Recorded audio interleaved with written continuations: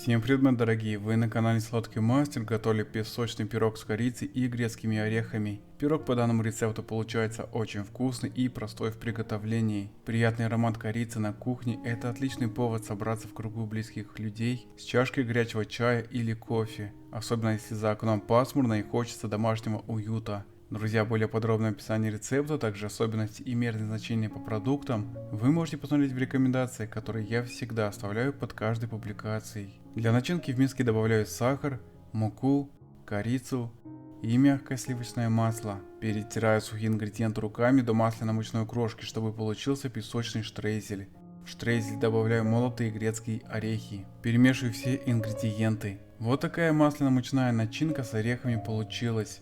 Для теста в яйца добавляю сахар. Взбиваю яйца на высоких оборотах миксера до пышной яичной смеси.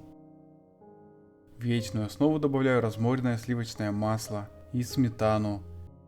Недолго перемешиваю на низких оборотах миксера, чтобы ингредиенты просто смешались.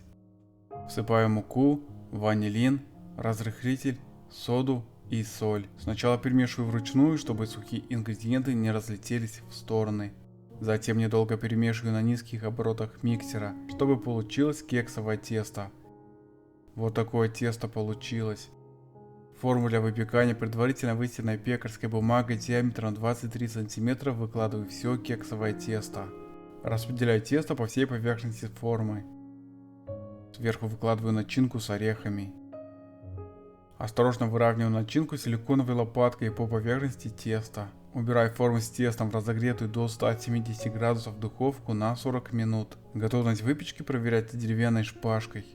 Песочный пирог с корицей получился очень пышный и ароматный. Орехи отлично дополняют вкус выпечки. В пасмурную погоду отличный повод приготовить этот восхитительный пирог, который всегда поднимет настроение и соберет самых близких людей. Спасибо, мои дорогие, за подписку, лайки и комментарии, тем самым вы продвигаете канал.